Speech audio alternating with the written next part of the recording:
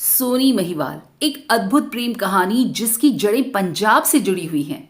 ये बात है 18वीं शताब्दी की, जब पंजाब की चनाब नदी के किनारे एक गांव हुआ करता था और उस गांव में तुला नाम का कुम्हार मिट्टी के बर्तन बनाया करता था और रहता था।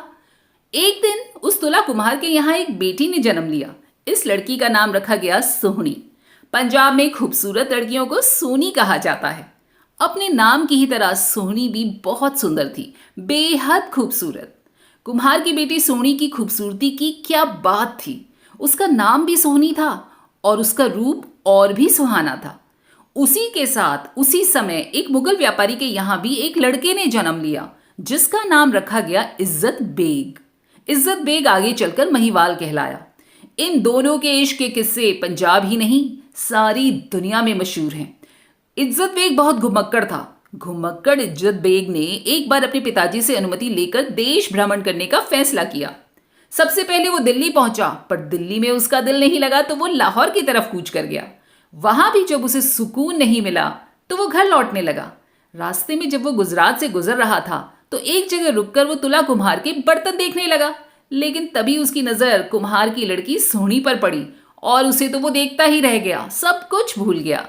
सोनी के इश्क में गिरफ्तार इज्जत बेग ने उसी के घर में जाकर जानवर चराने की नौकरी कर ली। पंजाब में भैंसों को महिया कहा जाता है और इसलिए भैंसों को चराने वाला इज्जत बेग महिवाल कहलाने लगा।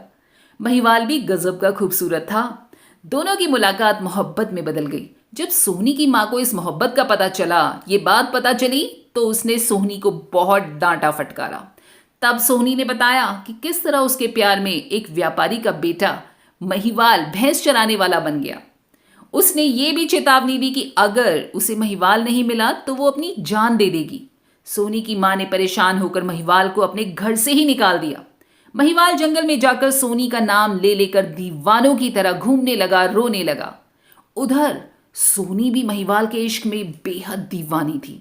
उसकी शादी किसी और से जबरदस्ती करा दी गई, लेकिन सोनी ने उसे अपने शौहर के तौर पर नहीं कबूला।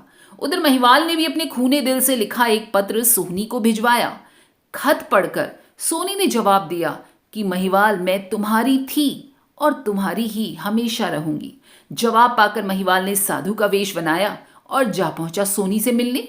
दोनों की मुलाकातें फिर दोबारा से होने लगी। सोहनी मिट्टी के घड़े से तैरती हुई चनाब के एक किनारे से दूसरे किनारे आती और दोनों घंटों प्रेम में मग्न होकर बैठे रहते।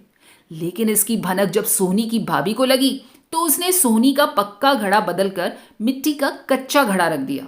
सोनी को पता चल चुका था कि उसका घड़ा बदल दिया गया है, लेकिन फिर भी वो अपने प्रियतम से मिलने की ललक में कच्चा घड़ा लेकर ही चनाब में कूद पड़ी। बहाव बहुत तेज था। कच्चा घड़ा पानी के बहाव से टूट गया और सोहनी पानी में डूब गई। दूसरे किनारे पर पैर लटकाए महिवाल सोनी का इंतजार कर रहा था। जब सोनी का मुर्दा जिस्म उसके पैरों से टकराया, अपनी प्रियतमा की ऐसी हालत देखकर महिवाल पागल हो गया। उसने सोहनी के जिस्म को अपनी बाहों में थामा और चनाब की नहरों में गुम हो गया। सुबह जब मछुआरों ने अपना जाल डाला तो उन्हें अपने जाल में सोनी महिवाल का आलिंगनबद्ध जिस्म मिला, जो मरकर भी एक हो गए थे। गांव वालों ने उनकी मोहब्बत में एक यादगार स्मारक बनाया, जिसे मुसलमान मजार और हिंदू समाधि कहते हैं। क्या फर्क पड़ता है, मोहब्बत का कोई मजहब नहीं होता। आज सोनी और महिवाल भले ही हमारे बीच ना हो, लेकिन जिंदा हैं अपनी अमर मोहब्बत से। जानकारों के अनुसार पाकिस्तान से 75 किलोमीटर की दूरी पर स्थित है शहदपुर। इसमें इंडस नदी के किनारे से सोनी महिवाल के शवों को निकाला गया था। कुछ लोगों ने यहीं पर दोनों की कब्र बना दी। ये थी इन दोनों के प्यार की दास्तां, जो जीते जी तो एक ना हो सके, लेकिन मरने के बाद तो एक हो गए ना, और अपनी मोहब्बत को अमर कर गए। दोस्तों, कैसी लगी आपको ये कहानी? अवश्य सुनी हुई होगी, लेकिन फिर भी अच्छी लगी हो तो कमेंट करके बताइएगा। और अगर पसंद आई हो तो लाइक, शेयर और सब्सक्राइब करना कतई ना भूलिएगा। फिर मिलेंगे अगली बार कुछ ऐसे ही किस्से, कुछ ऐसी ही कहानियों के साथ। तब तक अपना और अपने परिवार वालों का खूब सारा ख्याल रखिएगा। स्वस्थ रहिए और मस्त रहिए।